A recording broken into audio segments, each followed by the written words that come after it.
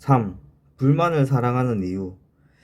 중학교 1학년 갓 입학 후 첫 수학 시간이었습니다. 그 선생님은 자리 배치를 등수로 나눴었죠.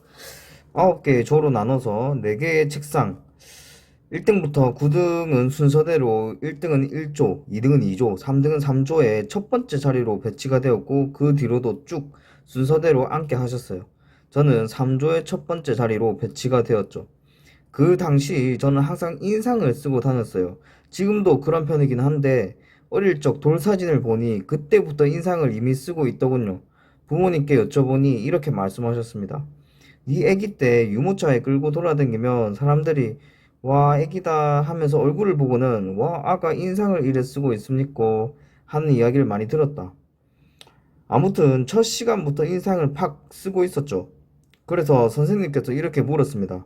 니는 뭐 사회에 불만이 있나? 저는 대답했습니다. 뭐 그럴 수도 있죠.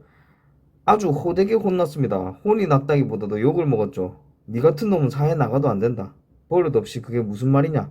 하는 식의 내용이었어요. 집에 와서 많이 울었던 기억입니다만 지금 생각해보니 아주 기특했습니다. 저는 항상 불만을 가진 채 살아가야 한다고 생각하거든요. 그 불만이 제 발전의 실마리니까요.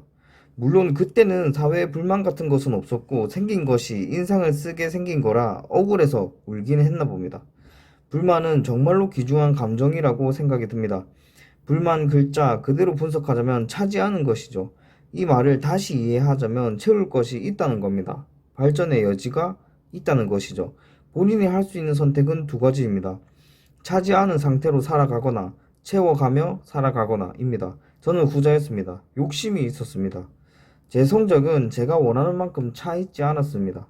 성적을 더 올려 좋은 대학교에 갈 가능성이 높은 학생이 되고 싶었습니다. 인정받고 싶었습니다. 반면 만족이라는 감정에 대해서는 한 번 더 생각해 볼 필요가 있습니다. 일반적으로 만족이라 하면 찰만, 발족, 넉넉하다라는 의미로도 쓰입니다. 하여서 마음에 모자람이 없어 흐뭇함의 뜻이 있습니다.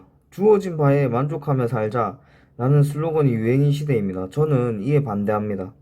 물이 반 정도 차이는 물컵이 있습니다. 이를 보고 한 사람은 물이 반이나 남아있네 하고 다른 한 사람은 물이 반밖에 남아있지 않네 라고 말합니다. 어릴 적 들은 이야기로는 우리는 물이 반이나 남았네 라고 말하는 긍정적인 사고의 소유자가 되어야 한다는 것이었습니다. 긍정적인 사고와 발전적인 사고는 엄연히 다릅니다. 긍정적인 사고가 반드시 발전을 가져오지는 않습니다. 오히려 부정적인 사고가 발전을 가져올 수도 있습니다. 물이 반이나 남아있네? 긍정적인 사고입니다. 물이 반밖에 남아있지 않네? 부정적인 사고입니다. 봅시다. 긍정적으로 생각한 사람은 이미 만족한 상태입니다. 물을 더 채울 생각을 할 수가 없습니다. 반면 부정적인 사고를 한 사람은 불만의 상태입니다. 어떻게든 채우려고 할 것입니다. 이는 생명력 있는 사람의 당연한 사고방식입니다. 공부 이야기만 하기 아쉬워 운동 이야기도 하겠습니다. 제가 처음으로 보디빌딩 시합에 나갔을 때가 기억이 납니다.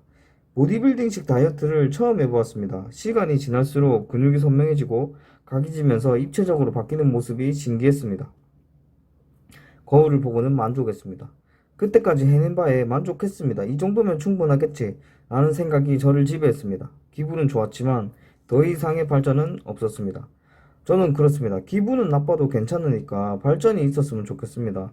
정체되고 싶지 않고 그래서 썩고 싶지 않고 멈추어 있고 싶지 않습니다. 하루하루 나아지고 싶습니다.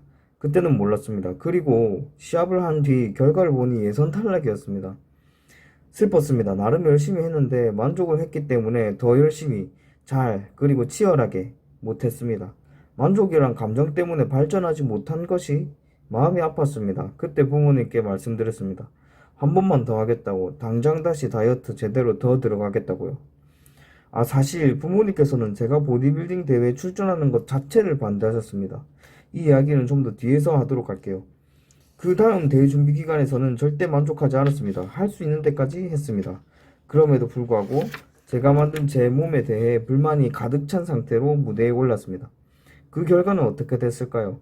부산광역시 시장대 보디빌딩 대회 일반부 60kg급에서 입상할 수 있었습니다. 저는 그 뒤로 불만감을 만족감보다 더 사랑하기로 마음먹었습니다. 스테이 헝그리, 스티브 잡스. 성공의 시작은 갈구하는 것입니다. 계속해서 마음으로 바라십시오. 갈구하는 마음이 약하면 결과도 약하게 됩니다. 불이 약하면 온도가 낮은 것과 같은 것입니다. 나폴레옹 힐. 폴리아나 원칙과 낙관적 편향을 가지고 이야기해 보겠습니다. 폴리아나 원칙에 따르면 우리는 과거의 불쾌한 기억보다 즐거웠던 기억을 더 자주 떠올리는 경향이 있습니다. 낙관적 편향이란 사람들이 미래가 현재보다 나을 것이라고 생각하는 경향성입니다. 즉, 과거나 미래는 실제보다 더 미화된다, 이런 뜻입니다. 이렇게만 본다면 인간이 행복할 수도 있겠구나 싶기도 합니다. 과거도 행복하게 보고 미래도 긍정적으로 생각한다, 이 뜻이니까요. 그러나 자세히 들여다보면 그렇지 않습니다. 과거와 미래가 실제보다 위화된다는 것은 현재는 그만큼 비교적 나쁘고 불행하게 느껴질 수 있다는 겁니다. 왜 그러할까요? 제 생각은 이렇습니다. 과거와 미래는 아름답게 느껴지게 두어 인간이 살아갈 또는 죽지 않을 원동력을 주기 위함일 것이고요. 현재는 불만족스럽고 결핍되게 느껴지게 두어 발전할 원동력을 주기 위함일 것입니다. 저는 인간이 진화론적으로 그리고 생물학적으로 이렇게 설계되었다고 생각하기로 했습니다. 생존과 번식에 더 도움이 되기 때문이라고 합리화를 했죠. 이를 전적으로 받아들이고 수용하면 편합니다. 현실은 항상 불만스럽습니다. 그러할 때 더 배우려 하고 운동하려 하고 스스로 발전하려 하는 태도는 본능입니다. 시련을 이겨내고 더 나은 나로 탈바꿈하려는 것, 이것이 나의 본능이자 삶의 본질입니다.